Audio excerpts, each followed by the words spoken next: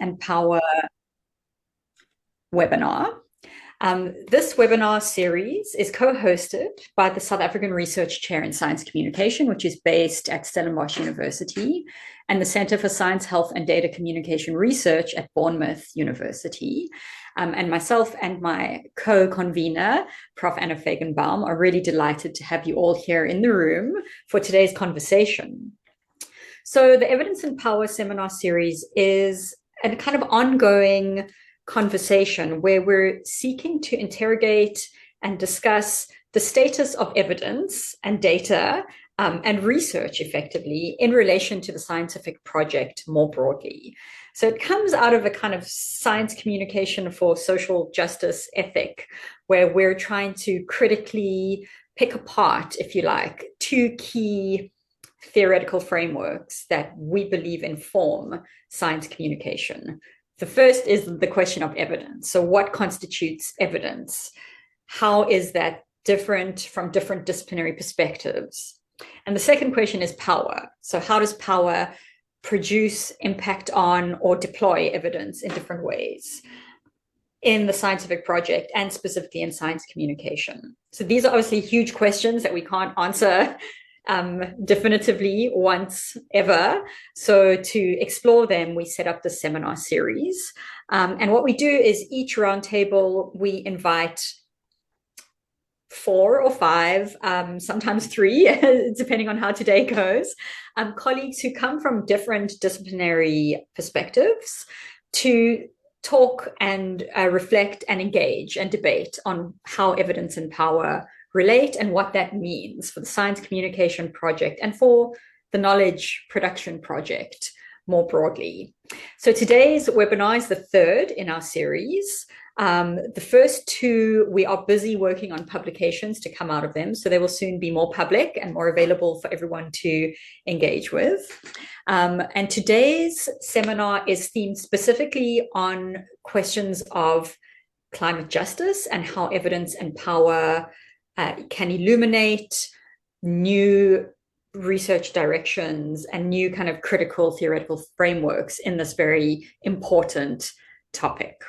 So that's a little quick introduction to the webinar series, and I'll hand over now to my wonderful co-convener to introduce today's speakers. And I realize I didn't say my name. I'm Mehita Iqani, and very happy to be here with all of you. So over to Anna to introduce today's speakers.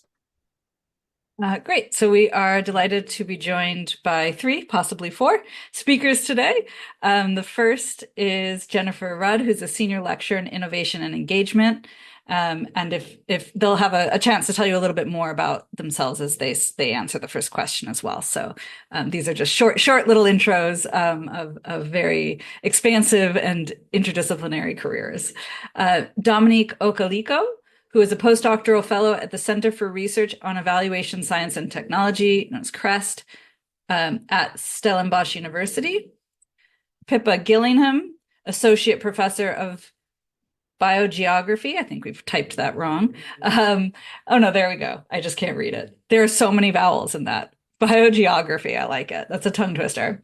And Darcio Senzana, who we hope will be joining, who is an independent researcher with a PhD in political science and a research fellow of the Young Research Network as part of the European Union, and also a lecturer at Eduardo Mondlane University in Maputo, Mozambique. So we're going to now head straight into our first question. Just in case you didn't see my messages, the speaking order will be in the order I read the bio. So Jennifer, Dominic, Pippa, and then Darcio if he's here. So our first question is, what do you think of the current quantity and quality of climate change evidence that's in the public domain? Hello, so I'm up first.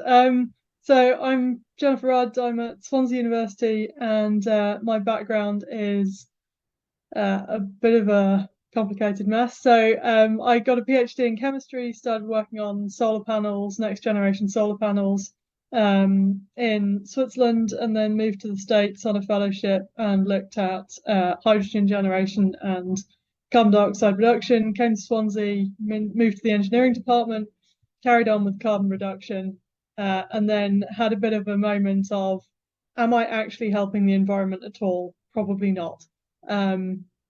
Because the fuels that we were making from the carbon dioxide were going to go straight into aeroplanes and then burn that up in the atmosphere. I was also involved in quite a lot of schools outreach, and so this is too long an introduction and not enough on the question. Basically, I moved into climate change education and work in the School of Management, and have like crises of confidence every day of the week, because I'm no longer chemistry enough to be a chemist, but I'm not social sciencey enough to know all the theoretical models to really talk social science properly. And I also had trouble with this question, because the people that I follow and the things that I look at, my public is skewed towards lots of climate scientists. So even when I'm on social media, I'm looking at, climate science and evidence from experts. And so I don't feel like I'm representative of the general public at all. So I looked at the BBC News website, because they've just added a new climate section. But actually, the first bit of it that you see is really boring, because most of the articles are months old. And it's only when you take the time to really scroll to the bottom that you start to see the up-to-date stuff. And we've still got right-wing newspapers that are saying incorrect things about, heat pumps and new ways of providing energy, shortage of materials to make electric cars, and none of that's correct. But this is stuff that the general public will read. And then a lot of the stuff that I'm seeing on social media from the experts are them sitting there and debunking all of these false claims that are being made by, a large proportion of the press. And to be quite honest, our government is not doing any better. Certainly the UK government. The Welsh government is slightly different. But the UK government is still purporting all these myths. So not based on my expertise, but as a personal opinion, I feel like the current quality of climate change evidence is very, very, very poor. And I think we've also lost a lot of the momentum. So in the last question, I'll talk a bit about the Extinction Rebellion movements that happened mostly quite a few years ago. And when Extinction Rebellion protests were happening, there were thousands of people descending on the capital city of England, and that sparked mass press coverage, both of the protests and climate change. And then we had more quantity, and with more quantity, there was a chance that the quality was going to be, improved, and people were actually informed. So yeah, I think that's probably 3 to 4 minutes. Sorry for going too long on the intro at the start.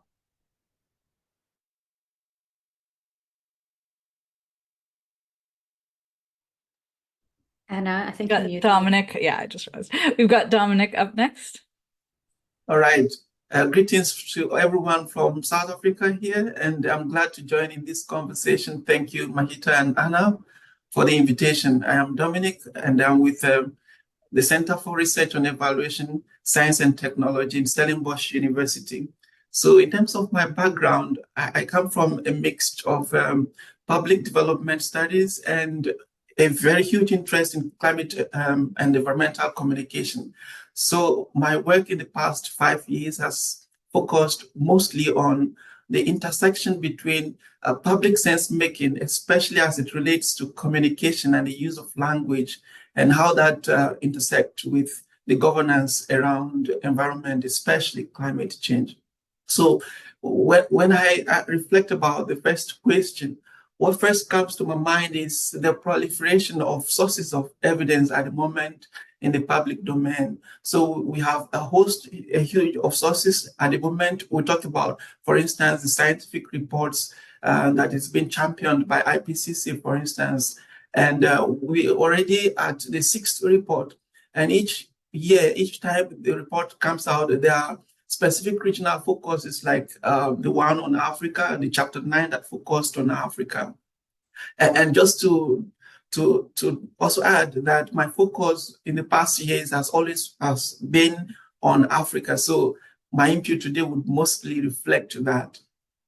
And then we talked about research coming out from the universities and scientific institutions like African journals and different journals that focus on climate change. But when you put this particular scientific evidence into context and the access that the public has to it, you begin to question whether this quantity and indeed increasing quantity of research coming out from these particular sources are making headways into the public domain in terms of the accessibility of the people and of press to the information that they churn out. But you have the NGOs who are complementing this particular effort and the media complementing this effort, as well as individuals, especially in alternative platforms. So in the context of Africa, for instance, Greenpeace is doing huge good in terms of helping to platform climate change issues as it relates to Africa in our context here. But you have others too, like Climate Reality Project and African Rainfall Project that is being championed by World Community Grids. So the first thing is when I did a Google search of climate change issues as it relates to the topic, I was immediately surprised to see a hit that is above 300 million as of today. And this information, when you look at the geopolitical divides in terms of focuses, you begin to see, for instance, picking on only Scopus, the divide between Africa and the rest of the world is huge. You're looking at around 900 articles and a jump to 64,000 in comparison to the rest of the world. So when we talk about quantity of information and evidence out there, we have to put into factor also differences in terms of geofocus of the publications and the issues that are discussed in the evidence. The other thing that comes to mind, especially when you talk about technical output of evidence and how the public are able to access it, there are barriers relating to the jargons and the complexity of the information that are contained in these publications and how the ordinary individuals out there are able to access and assimilate the information. There is also a question of paywalls and how it limits especially individuals from developing countries like Africa to in terms of accessing this particular information. So again, I made a focus on Africa in relation to the presence of or the attention given to climate change in African news, especially as it relates to South Africa. And the latest media monitoring Africa information that was released in 2020 tells us that just before 2015, there were about 1,000 articles focusing on climate change in South African news media. In 2019, the number jumped to over 8,000. So when we talk about quantity, we see already an increase. And the same report tells us a shift from reliance on foreign news that was predominant before that period. And now attention is shifting to local issues. But when I looked at the critical issues that are being discussed in terms of this content, the quality of the content, we see editorial reluctance to actually engage in real issues. One that challenges, for instance, the status quo. And there is also a huge dependence on event that drives coverage. And then you have elite voices that are dominant in these issues, and a focus on audience that is more wealthy in comparison to audience in the peripheries of South Africa. So just to wrap up this particular introduction, when we talk about quantity, there is no doubt about the increase of evidence and sources that now devote attention to climate change. And in terms of quality as well, there is improvement, but we see here and there gaps as it relates to the inclusivity of coverage. And of course, when we shift to social media, you begin to talk about misinformation and its prevalence in African media, for instance. So I guess I should stop here for now. Thank you. Thank you. Already lots to think about. Pippa, I'll turn over to you. Hi, everyone. I'm Pippa Gillingham. I'm, as Anna said, I'm an associate professor in biogeography. I should probably explain what that is.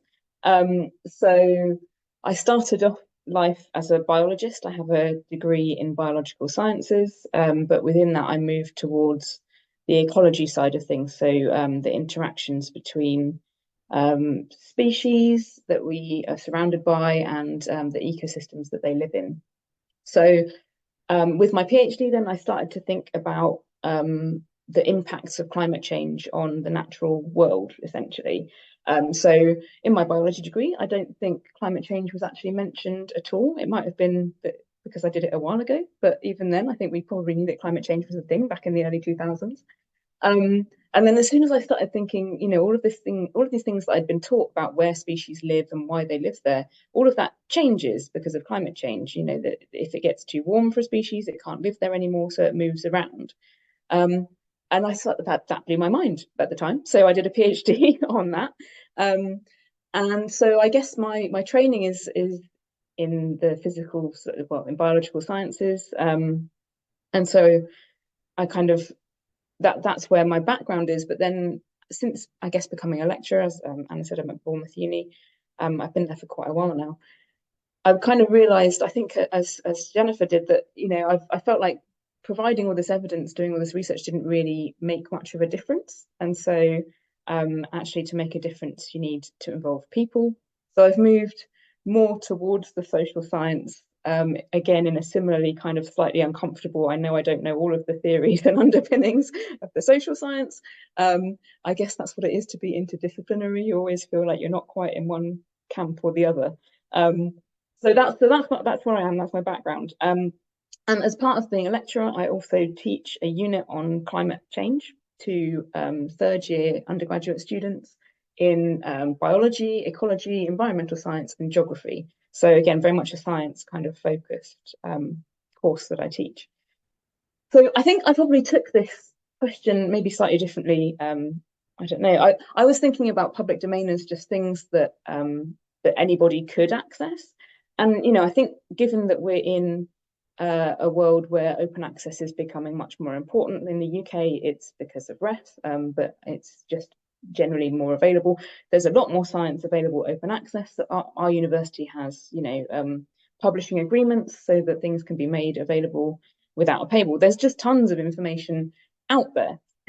And as Dominic mentioned, you know, the IPCC reports, that information that is out there, that gets summarized in a technical summary, in a summary for policymakers, into various different regional chapters. The evidence that we have gets summarized by hundreds of thousands of scientists getting together and trying to work out what the quality and quantity of that evidence is. So those reports kind of summarize the quality and quantity of evidence. And as we know from what Dominic was saying, the quantity is increasing.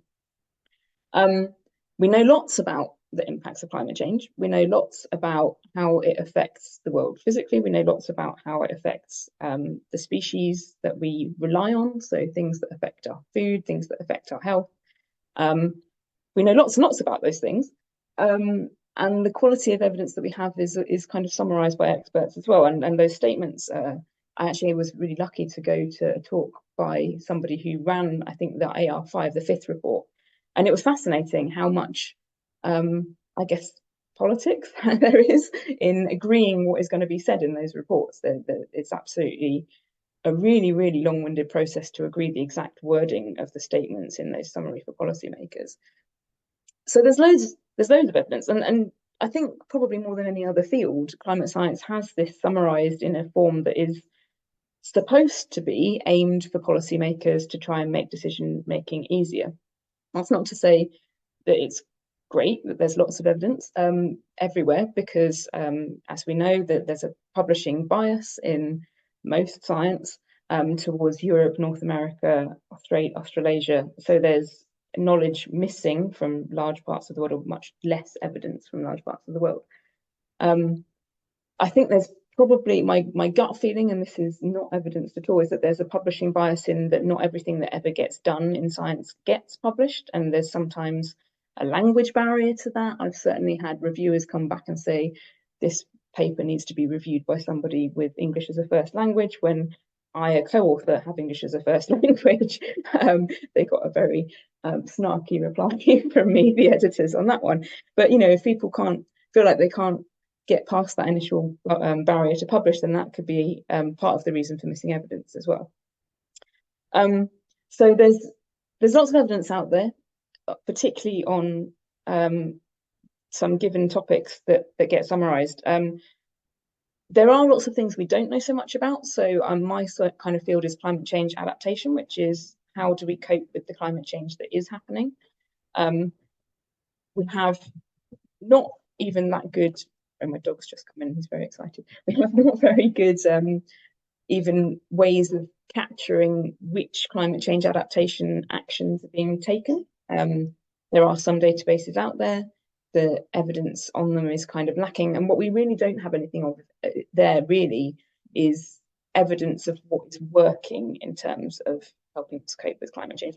Not that we don't have any, but certainly in my field, which is like biodiversity conservation, thinking about the natural world, we haven't even really worked out what success looks like yet. We don't really have the indicators of what would it look like if it was working compared to if it wasn't working.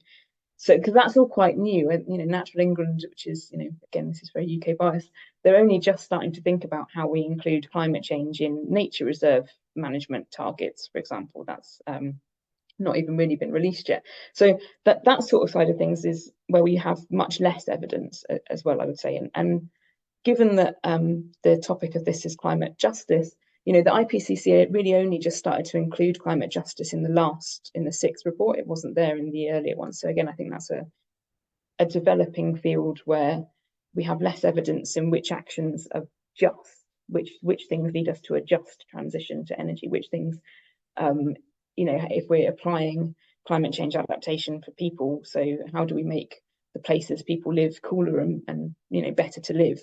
Are we doing that in a just and fair way? There's much less evidence of that as well, I would say. And that's all just things that people could find out if they wanted to. I completely agree with the others that I think there's also a lot of misinformation out there, which I hadn't really thought about when I started thinking about my response for this question. So maybe there's a lot of evidence, but maybe there's almost, well, there's just so much evidence that it's hard to figure out what to trust and what not to trust. And that's probably coming on to the next question, so I'll stop there. Yeah, and also like public, it just made me think when you said you hadn't thought about misinformation, it's like IPCC is public domain, as in I just put the link in, you can read the reports, but that's not the same as the public domain of like the news that you're getting fed to your, so all of those are kind of public domain. So it also, maybe there's something around what public domain we're talking about. And then of course, also, as Jennifer said, like the bubbles that we're in. So if we're only talking to one set of people, and as kind of Dominic was talking about, also like, right, whose voices and the huge skew in the representation that's in that domain. So lots to think about from question one. Please do keep any thoughts or questions coming, and especially, I know I recognize some names on this list, and I know some people are working on climate justice in different regional contexts. So it would be great to hear your perspective from wherever you're studying or wherever you are in the world as well. So I don't think Darcio's with us yet. It doesn't look that way. Okay, we're going to try and find him for question 2, but we'll move on. We'll move on. So I'll hand over to Mehita. Okay. Thank you to our speakers for that first set of thoughts. So we've heard some very valid points made about how much evidence actually exists about the problem of climate change, right? And that was actually one of the things that provoked Anna and I to curating this particular Evidence and Power webinar around the question of climate justice, was observing that there is indeed a lot of evidence proving that we have this problem. And one of the kind of things that we wanted to engage our speakers on was to think further about what is an obstacle, right, to that evidence being put into practice, put into policy, put into regulation, put into political action. So although, as noted, there are certain kind of imbalances in evidence, there are questions of access, there are questions of the extent to which the way the evidence is made public may be exclusionary, may be elitist, may be too complex, may be oversimplified sometimes in the other direction, may be in certain ways biased. So that's about the politics of the evidence itself, right? And I would love to hear more from the speakers on that point. But our prompt for this round is both to kind of build on what you contributed in the first round, but also to perhaps share with us your thoughts about what are the biggest obstacles then facing the enactment or the implementation of the necessary changes that can, and I know this always feels very dramatic when I put it this way, but it is a question of survival, right? It is a question about the future survival of not only our species, but all of the other species that we live with. So this is a very urgent question. So what is it, in your opinions, dear speakers, that is stopping those in power from responding to the great glut, if you like, of scientific evidence that is out there and that is publicly and widely available for anyone with a good, fast internet connection, admittedly, to moving forward. So would love to hear from you all. We'll go in the same order. And again, feel free to embellish and elaborate if there were things that you didn't get to say that you wanted to say in the first round. But here we're thinking about the relationship of power to evidence in terms of enacting change from the top. So we shall start again with Jennifer. Hello again. So this is quite an interesting question in the Welsh context. So the UK is made up of England, Scotland, Northern Ireland, and Wales. I live in Wales, so Wales has its own government and some powers. So our Welsh government has some power, but most of the power is still held in Westminster by the UK government. So there are things like farming and education and the NHS that are called devolved. So the Welsh government can make decisions on those. And so that's why the situation in Wales is somewhat different to the situation in the whole of the UK and in England. And also we have a slightly left-wing party. We've got the Labour government in power in Wales, and it's the more increasingly right-wing government in Westminster. So Wales has been making more progressive decisions, more progressive political decisions on climate kind of adjacent things, like they've said that there will be no more road building unless there is a really big reason to have a new road. They've been spending lots and lots and lots of money on trains, on making sure that the south of Wales has a really, really good train network. They've put in a 20-mile-an-hour road speed limit for the whole of Wales as a default. And they've also they tried to put out what's called a sustainable farming subsidy. So they said to all of the Welsh farmers that they could have extra money to compensate for the fact that Brexit has hammered all the farmers if they brought up their tree cover to 10%. Now, what's happened with every single one of these, apart from the train system, because people don't really understand the train system, is that we've had backlash. So we've had backlash from the general population of Wales on the road building and on the 20-mile-an-hour speed limit. And there have been kind of a pocket of very vocal farmers who have been saying, no farmers, no food, and no to the subsidies. And it's completely ridiculous for the Welsh government to be asking them to increase tree cover. And it's not just about trees, it's about kind of hedgerows and, habitat for nature as well. And I think, and this goes back to what I was saying in the first point, that if we're not communicating well to the general public, the effects of climate change, the potential for adaptation to climate change, what we can do to mitigate climate change, if they're not understanding that, then we don't have the political will for these bold movements that Welsh government is making. And actually on the 20-mile-an-hour road limit, the cabinet member who really pushed that and who was kind of the face of that campaign, when the leader stepped down and we got a new leader, that cabinet member knew there was absolutely no way that he was going to get into the next cabinet, because he had to fall on his sword. Because the general public needed to see that he was out, for the new cabinet to have any power going forwards to continue making decisions. And the other thing is that, if we're going to really act on climate change, or if politicians are really going to act on climate change, then they have to think in a really long-term way.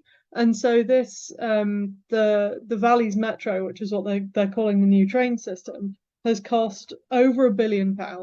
It's been an over 5-year project, so it goes beyond the term of the government, the Welsh government.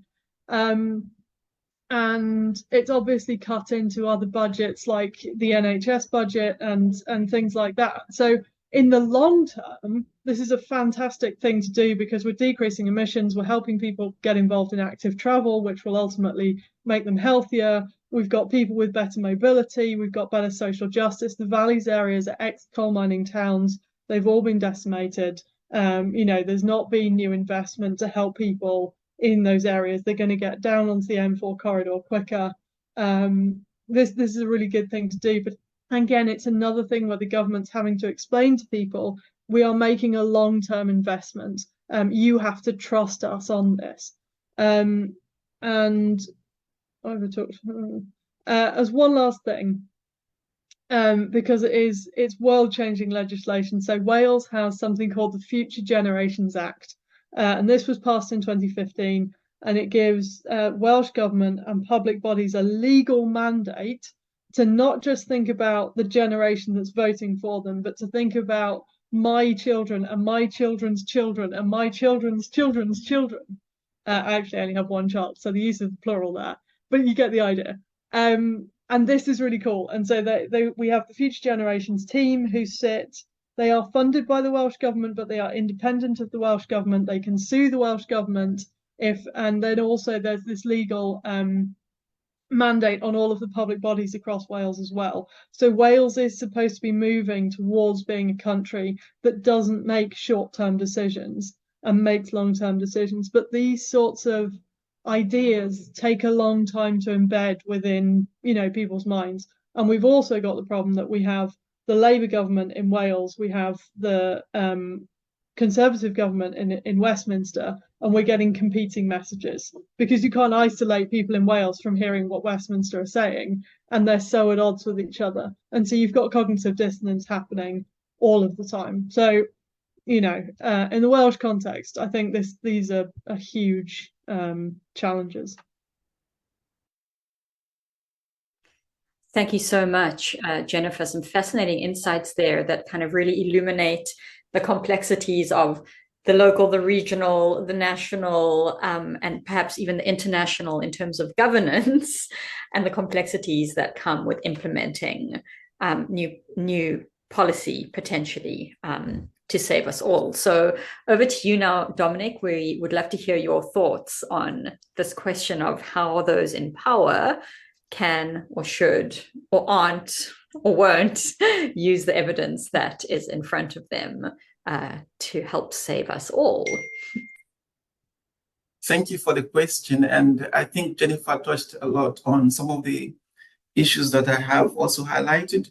But when I reflected about the question, I narrowed down to 3 key things that I think are important, which as a factor driving inaction, especially at the top levels. One of them is what Jennifer mentioned, political will. The other one could be grouped under economic obstacles. And in relation to Africa, weak governance is something that hasn't been well emphasized, but which I think, in my opinion, is important as it relates to inaction relating to climate change. So there are others, and perhaps as I discuss further, I will touch on them. Picking on political will, it is evident not just within African context, but also at the international level, especially when we reflect about climate summit in the last couple of years and the movement towards galvanizing international action that would be commensurate with the urgency of action that is needed, and in terms of the level or the extreme radical actions that ought to be taken. Just last week or thereabout, we had the summit in Bonn where discussions were basically aimed to shift attention from the previous agreed financial commitment to adaptation to crafting a new agreement that would be signed upon in the next climate meeting end of this year.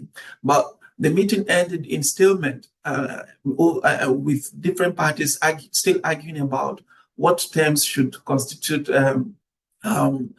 responsibilities and the rest. And at the end of the day, countries in Africa and the rest of the developing world, where adaptation has become very important because of increasing occurrence of extremes, are at disadvantaged. So basically, we are waiting for the rest of the world to come to an agreement to commit funding to climate actions related to adaptation that has become very important. So, but coming into African context, the lack of political will materializes, especially in relation to how elections are held and the campaigns that follow through. So I've observed in a number of elections in Africa and how, for instance, those who are contesting for the #1 seats in power and parties who are contesting discuss and approach climate change pre-election and post-election. And you would see that for many, there is a shy away from discussing and conversing and campaigning on climate change. And I pick on Zambia and Nigeria as examples. In the case of Nigeria in particular, in the last election of 2023, we had the top 4 political contestants who were interested in the president, who were campaigning to become president of the country. All of them shy away from discussing climate change. And the person who eventually won in reference, his one and singular reference to climate change was that if the West want us to treat their problem, not African problem, not Nigerian problem, if the West wants to treat their problem, they have to commit money to us, else we would abandon their problem for them. So basically, that already sets the tone for how, for instance, the Nigerian public would perceive action on climate change. And talking about political will, it is connected to the rest of the obstacles, because what is observed is that immediate economic and political concerns overshadow long-term commitments to climate change. For instance, for one of the contenders basically said in reference to he said, I don't want to discuss this now. Maybe we'll come to it after election. And the reason is simple. If he puts climate change as a front burner issue and begin to discuss, for instance, how he would treat the oil exploration in Niger Delta, it will boomerang in terms of how he will be perceived by political voters, by the voters in the election. So it is treated as almost not an issue for the same reason that you would see for other countries, especially, as I said, in Zambia, it was recorded for the same reason. And then when you come to economic obstacles, again, there is no debate in terms of the huge amount of money that is needed to for instance, engineer transformation in energy and other things that are relevant for sustainability. And while that particular need is understood by many, we see that in Africa, there is low budgeting for environmental issues. And with the limited national budgets that are committed to climate change and to environmental issues, and the lack of urgency to deliver global climate pact, already you see that there will be slower action in relation to climate change and to environmental transformation. And then you have the dependency on fossil fuel and the interest in these particular industries that would that continue to drive and block radical changes, especially in African context. You have it in Nigeria, in Angola, where oil dependence is huge, but also in South Africa, where coal amounts account for over 80% of energy sources. So in these countries, the industries play a huge role in terms of what drives policies and the extent to which the governments could act to transform societies. But again, the last one, I picked it up from my last study on energy transformation in South Africa. So I investigated how the South African public commented on the news to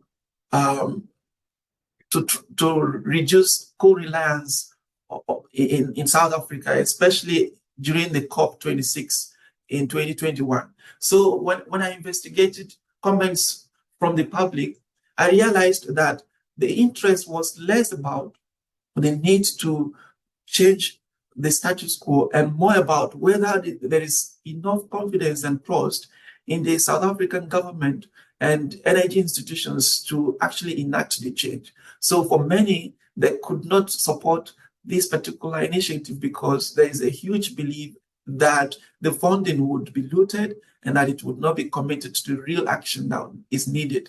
So for this particular reason, I consider weak governance institutions in Africa and perhaps the rest of the world as an important obstacle to public support for the kind of change that is required in our world today. Thank you. Thank you so much for bringing up all of these complex issues of governance and public trust that intersect in these multiple ways. In some African contexts, of course, we can't generalize about African and European contexts because of all of the local complexities, but I think you've really shared some important points, right, about some of the challenges to governance in African contexts. Just wanted to let everyone know that our fourth speaker is having some, sounds like pretty epic struggles to log on, some challenges with the VPN, etc. So it's looking likely that he won't be able to join us unless some wonderful technological miracle occurs, just so that you all know. So we do apologize, and he does send his apologies as well. So without any further ado, let's move on now to hear Pippa's thoughts on the obstacles to those in power implementing change in response to the evidence. Thank you. Yeah, this is one of those areas where I really feel like a bit of a fraud talking about it because I've never been involved in any of those conversations. I don't know, is the short answer. I think Jennifer and Dominic's answers have already touched on a lot of the things that I thought were my kind of gut feelings, which is that, you know, that the electoral cycle is quite short. For us, it's a new election every 4 or 5 years in the UK. I guess it's the same pretty much everywhere. And until probably fairly recently, climate change, at least here in the UK, has felt like something that is happening to other people somewhere else. The impacts are felt elsewhere. They don't affect us. and so it's difficult to have that political will to act.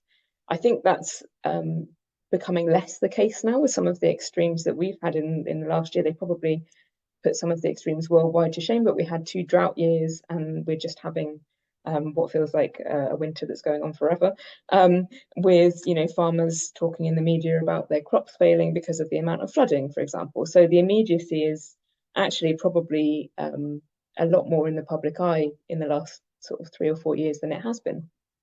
But even so, that short election cycle and the fact that there are other issues to tackle, like Brexit, as Jennifer mentioned here, that's obviously a UK specific thing, but that's had a big impact on all sorts of stuff, including how much money is available, I think. And we have a cost of living crisis. I think that's pretty that's not just a UK thing, but it's something that's happening a lot at the moment. It's really hard to see how people are convinced to care about climate change when if you've got people that are going hungry every day. It's a difficult thing to persuade people. And of course the things are linked. If you can't grow enough food because you've got crop failures, then of course you're going to have a knock-on impact on the price of food and availability and such. So I guess it's like an immediacy thing. I also kind of question the people that have the power to make the changes. I don't know how much this is true worldwide, but in the UK there's in general, not that many MPs have all that much scientific training. So perhaps interpreting the evidence and knowing which evidence to trust could be an issue. Although we also have the climate change risk assessment, which is an independent body which is set up to tell us how badly we're doing on everything to do with climate change. So I'm not sure there's that much of an excuse there. There is somebody holding government to account here, and we know that we're not doing. We just haven't made as much progress as we should have. So yeah, I guess there's the incentives, and I think as Dominic also touched on, a lot of the things that could help enact change are also blocked potentially by industry. So we now do have like a windfall tax on energy companies, but that was actually fairly recent and pushed back on, especially when it first started, when a couple of years ago we started having these issues with energy prices going up because of the global prices, and the energy companies that sell energy in the UK actually making a lot of money out of that, and the UK government having to subsidise households so that they were able to keep the houses warm. It's a bit of a mess, and there's just been there's been obstacles, there's been pushback on that, and similar with subsidies, we have subsidies for renewables. Those have changed over the years. They were quite generous to start with, then they became much less generous. They've become more generous again. As energy prices have increased, it's become more financially advantageous for people to put solar, for example, in their houses, despite what the subsidies are. We also subsidise fossil fuels. So that's there's sort of things that have been there in the past that are environmentally harmful that are still there, and because they've always been there, perhaps it's difficult to talk about removing them because of the lobbying from those industries. But this is all my gut feeling, and I don't know.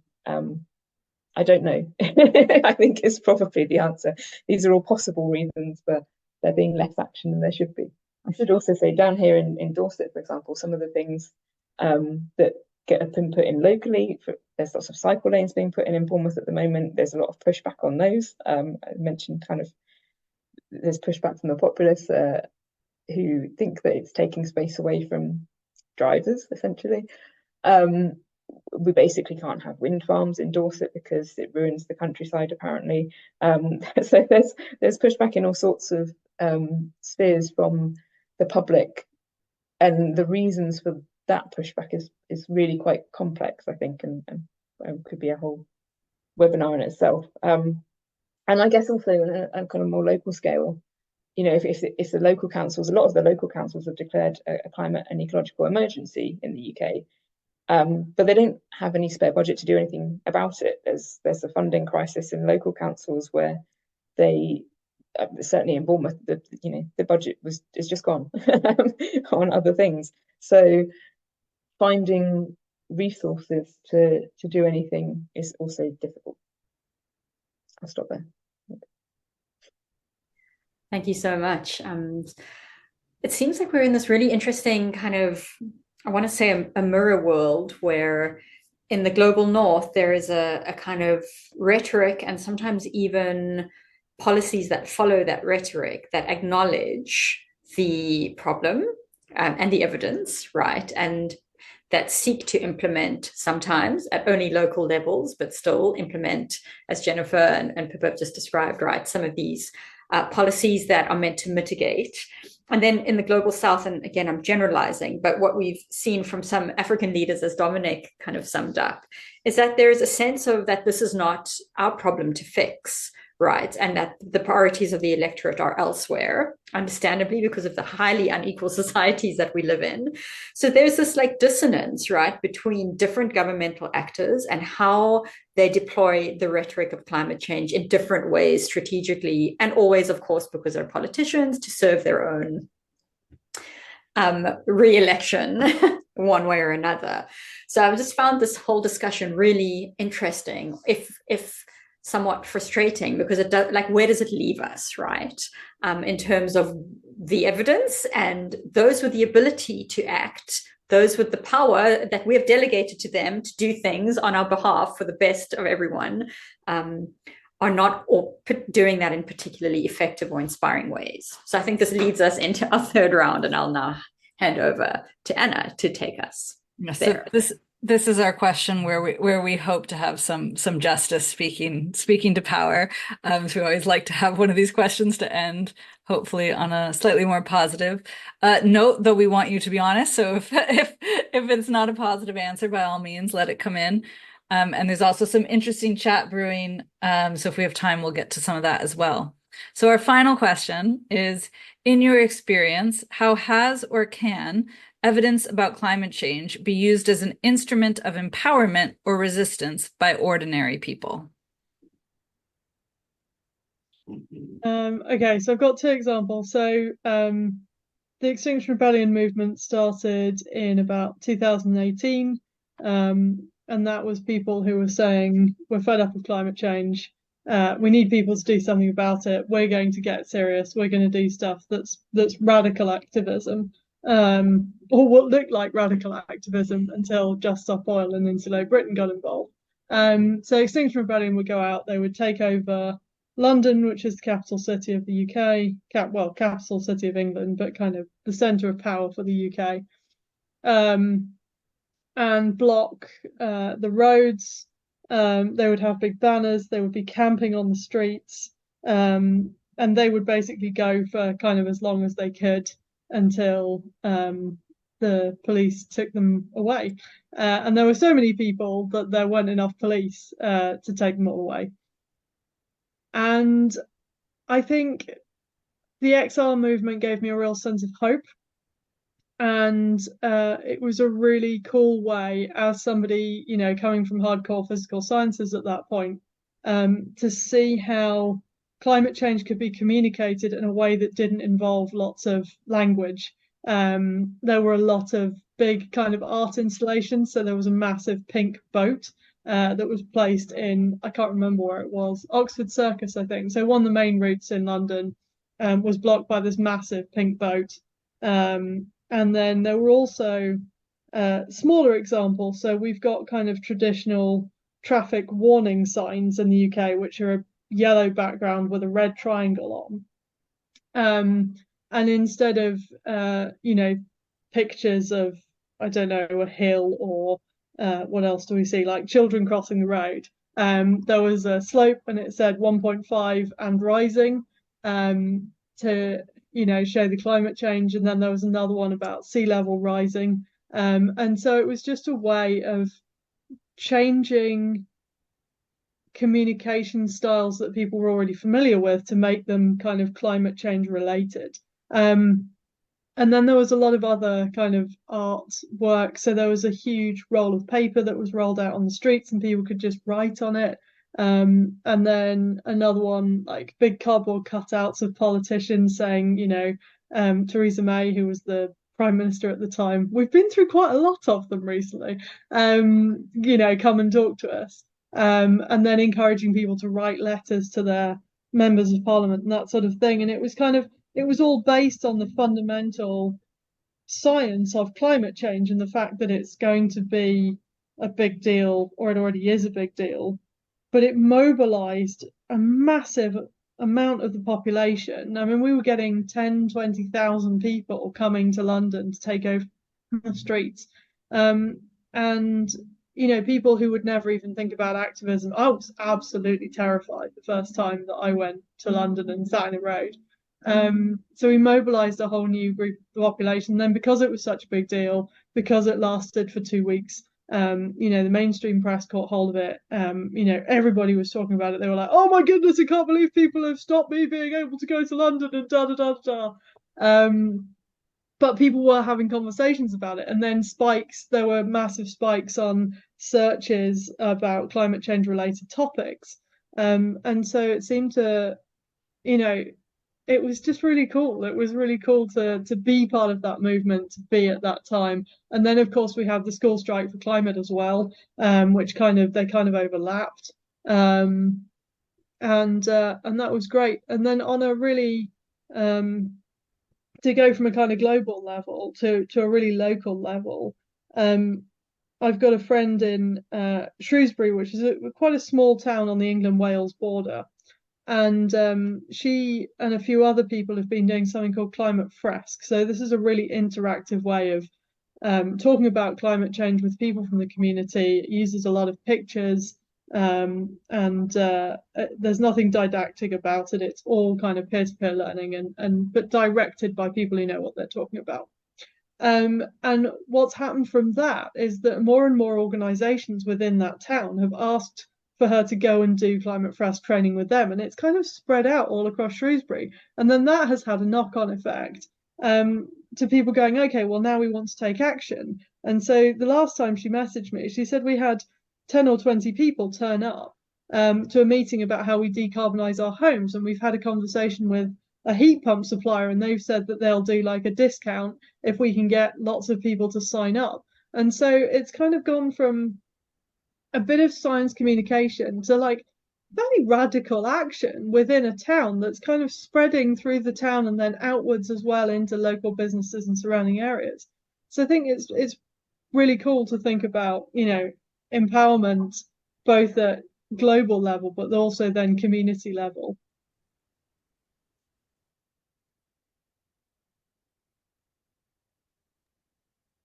Are you done, Jennifer? Yeah.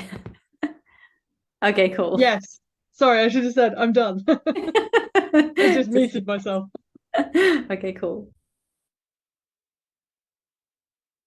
Okay, I guess I can pick up from there.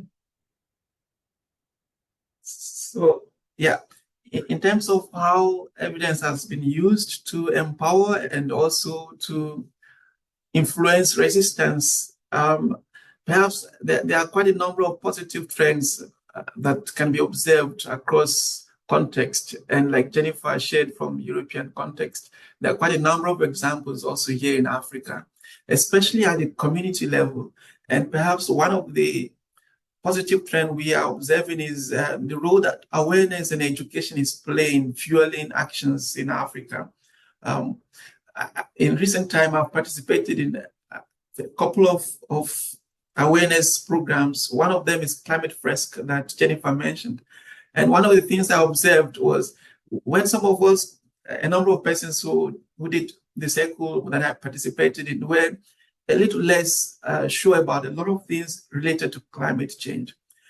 But walking away from this particular participation, Climate Fresque makes use of game interaction to create knowledge around climate change and help to motivate people to act. And in the context of Stellenbosch University, what came out of our participation was a group of students that now call themselves climate justice colleagues. And in the last couple of years, they have done extensively a number of things in the institution, including lobbying for the university to quantify carbon footprint and to divest from carbon industries, and a whole lot of lobbying that they have done locally here in Stellenbosch. So it's an example of what awareness can do at a local level. But you also have other NGO organizations across Africa that are doing excellently well, creating awareness in local communities, like Greenpeace, like South African Climate Action Network. And you have others who are utilizing their institutions to also educate around climate smart technologies, especially in relation to agriculture. I picked up a number of it when I studied representation of climate change issues in Kenyan newspaper. And you have a number of institutions that are doing excellently well there. Then you have still in relation to moving on to resistance. You have a number of positive trends as well, especially at grassroots levels. The Friday for Future global climate strike was a huge influence across the world, and Africa wasn't left out. In Cape Town, we participated in a number of movements in relation to that, especially between 2021 and 2022. And then we already have where evidence has helped to also lead communities and NGOs to institute legal action in favor of climate change. And an example, a very classic one, was in 2016 when F-Life Africa, Johannesburg, sued the Ministry of Environmental Affairs for their lack of reflection of climate change in environmental evaluation before for their interest to cite energy, new coal power plant in Limpopo. And they won the case. Again, it was instituted by an NGO, but also these NGOs did it in relation to the evidence that they had at hand. So, and in South Africa, we have a number of these cases happening. There was another case here in Western Cape where there was interest to explore gas at not Eastern Cape. Yeah, Eastern Cape, not Western Cape. That's correct. The gas. And you have a number of NGOs that came together and all that movement that motivated and took action basically to stop Shell from doing that particular exploration. The organization that David represents do a huge number of work as well in relation to this kind of motivation, advocacy, and in Africa. But while this is going on, of course, we can talk about the extent to which it has gone to make huge impact in relation to perhaps the number of things that the action that we need to see happening in our local communities. But we can give credit to what already is happening, and perhaps that's what I wanted to highlight in this particular circle. Thank you.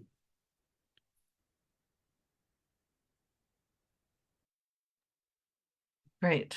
Lots to think about there. I'll hear from Pippa and then try to tie it together. Okay. So again, for me, this is something that I'm like, oh, do I really know anything about this?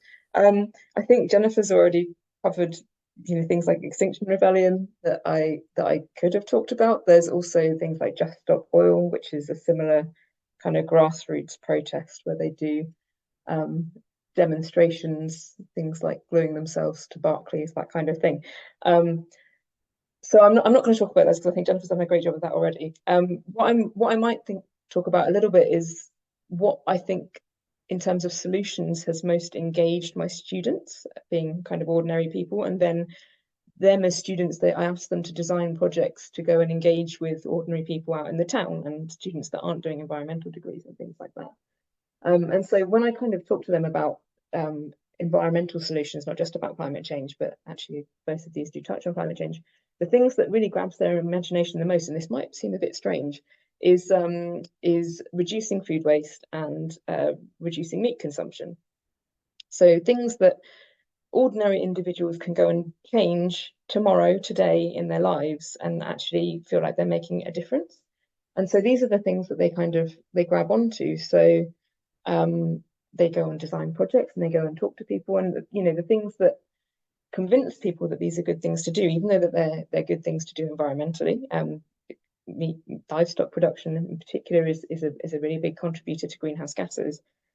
Food waste, if you added it all up together, it's the emissions of the third biggest emitting country in the world. These are huge contributions to greenhouse gas emissions. And they suddenly realize that they can actually do something about that.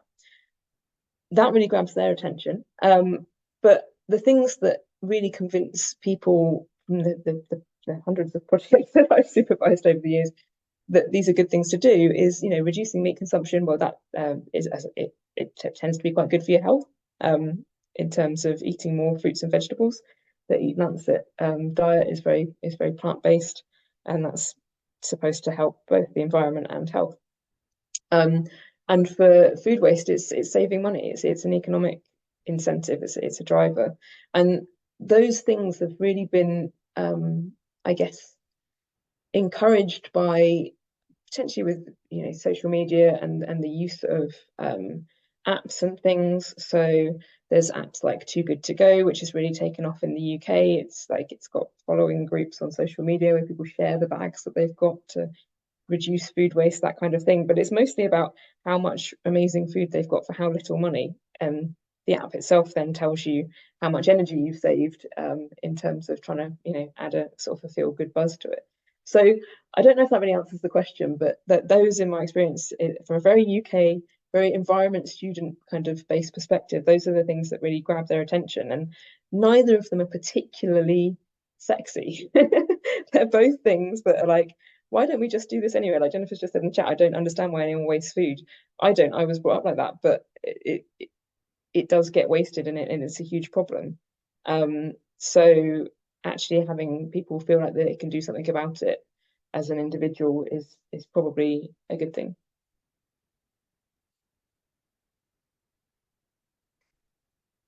Great. Lots to process there.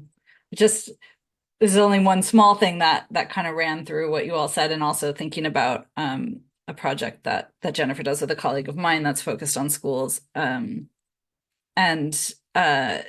Yeah, and I guess it's interesting that you all kind of touched on young people and the roles that young people play in being the ones to speak to power and climate change, and being the ones who are kind of mobilizing discourses and evidence.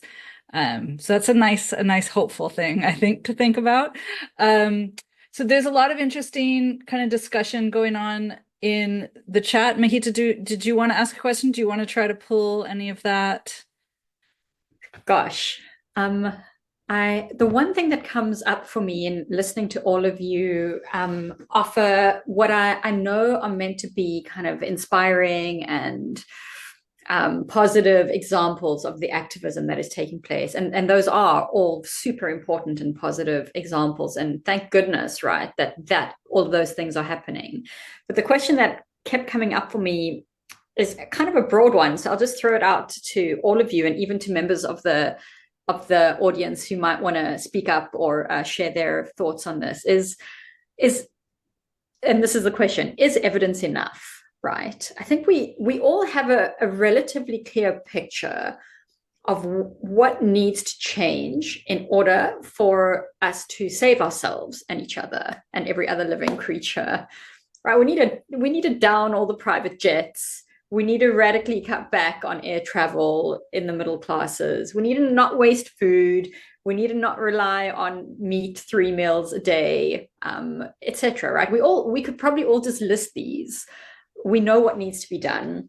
We know governments are caught up in their own constant politicking of trying to get re-elected, of trying to please whichever base that they're hoping will vote for them next, right? And we know people are stuck in like NIMBYism that, not in my backyard. I don't want the wind farms in my backyard. I still want the road to go past, whatever.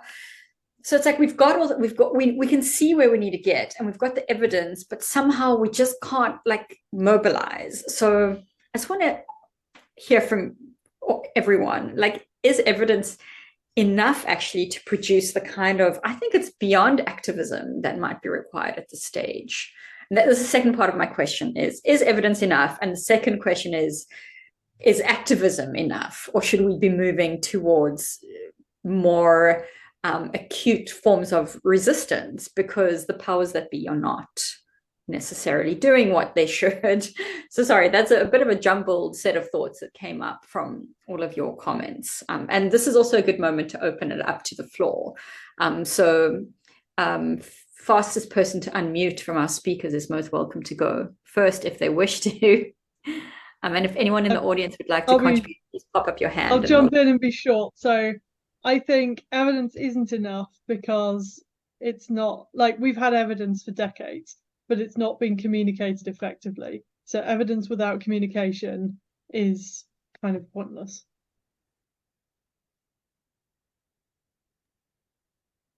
That seems echoed by a comment that just came through in the chat. It also kind of echoes a question that's earlier in the chat about thinking through, and I think some of you have replied on the chat as well, but thinking through how the kind of harder sciences and the kind of social sciences and humanities do and don't work together towards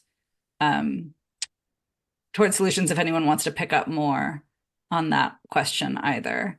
I think that's quite interesting. Yeah, lots of. I've got a on the chat. On, yeah, go ahead. I'm just an audience pleb, but I'm happy to jump in if anybody doesn't mind. Go ahead, please. Perhaps introduce yourself real quick first. Yes, I'm Alana Nib. I'm a science communication artist. I have a master's in science communication from the University of Edinburgh, and I live in New Zealand. And yes, I love this question that you've asked. Thank you so much, because it's the center of so much of my work, and I feel like so many other people's work is, why is the evidence not enough? And it sort of led me anyway to work a lot with narratives. So I specialize now in narrative-based strategies to try and communicate and do activism for environmental and social change. But I've put some names into the chat there, and I just want to highlight them again. These are only a couple, but I'm sure there's tons of people working in this area, which is the idea of people, having these dominant narratives in their head, and that's sort of what that's their worldview, and those narratives help us sort of understand and make decisions about the world, and they're tied to values and assumptions. And so if we're going to try and get people to assimilate evidence, it needs to work with their pre-existing worldview and those narratives that they follow. So there's all these sort of story-based strategies. The Workshop in New Zealand is an organization who does research in this. The Center for Story-Based Strategy in the States is another one. And they provide really, really good training online to empower people to be able to understand and work with and challenge these dominant narratives in their everyday. So I really encourage people to look there. Thanks very much. Thank you so much for that. Is there anyone else from the floor? Those are really fantastic contributions, Alana. So finally, communication is kind of revealed as at the heart of all of our potential futures and our solutions to the big problems that we face. I'm really glad that you summed it up so well for us. So anyone else from the floor? There's a lot of great things happening in the chat here. I wonder if David LePage, I noticed you've contributed quite a bit in the chat. Would you like a chance to just sum up some of your key thoughts? If you'd like to, you'd be most welcome. No pressure either, of course. Hi, thanks. It's in my experience of trying to persuade people through the evidence is that of an activist who often delivers very fact-intensive presentations to people, and often those have been to audiences of citizen investors, and my impression overwhelmingly is that most people very rarely have an opportunity to sort of get an intensive download on climate issues. But when they do, they find it startling and compelling and very persuasive. But most people, for the most part, are far more swayed by general cultural influences and all the multiple forms of evidence that come at us through that, and the incredible cultural power of the fossil fuel industry here in South Africa, where the fossil fuel industry reputation washes itself through sponsoring things that are incredibly important to people, sports and rugby, and make themselves seem impregnable in those ways. And I mean, I was on a walk with people from Stellenbosch University on Sunday, and talked to very well-informed, educated people who still find it difficult to imagine that it's possible to move past fossil fuels, saying literally to me, but it's going to take 100 years for us to transition away, isn't it? Not understanding the extraordinary speed of the energy transition, and the power and significance of that. So even really well-informed people that often completely underestimate, I think, information about the depth and extent of the climate crisis, and the potential for moving away and beyond from fossil fuels. Thank you so much for those notes. And it is really nice to hear from your organization as well in this webinar. So we are coming close towards the end of our scheduled time. Anna's just let me know that there's some loud noise on her end. So Anna, give me the thumbs up if you're happy for me to close things out here. Okay, great. So as well as thanking all of our speakers and participants for coming to listen and engage, we thought it might be a useful way to wrap up by giving each of our wonderful speakers a chance to share a last closing thought. There are, of course, multiple challenges that lie ahead. I'm enlivened by the idea that communication might be at the heart of how we figure out these problems. That's not just because I have the word communication in my job title, but also because, I mean, so much of science is produced through communication, and so too is every other aspect of our society, right? So the thought that narrative and emotional appeal needs to integrate with evidence is, for me, quite inspiring. But let me hand over to first Jennifer, then Dominic, then Pippa to give us their closing thoughts and to add any other viewpoints or inspiring, or perhaps, not necessarily only inspiring, but whatever you wish to say. Over to you guys. My brain is now very full and very tired, so I think I'm out of wisdom. But I do think communication is, a big thing, and yeah, I'm really glad that there are comms people around to do that work. So thank you for doing your job, Mehita. Thank you, Jennifer. And I will pick on the same point, but to also highlight that we cannot overemphasize the importance of language use, because it shapes how we see and understand the world around us. And if we put into context that most of the evidence, as we see, they are in increase, are not accessible to ordinary people. So the work of those who make this particular information accessible and available is important. So we need to keep that in the front burner. But also, I just want to highlight that the divide between the hard science and the humanities is a problem in itself. And perhaps this is where there is less investment, both in terms of resources, but also interest in the work that communication can do. So you have funding, you could easily find funding for anything related to environment. But when you want to talk about the soft things, for instance, understanding the role of information flow within society as it relates to climate change, people begin to shake their heads, especially the funders.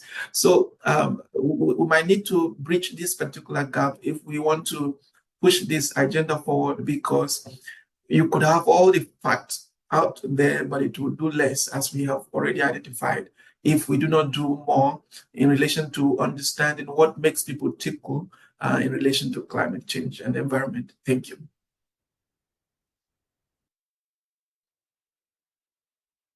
Okay, I guess I'll also say thank you everyone for the really interesting roundtable. It's been really interesting conversations to have.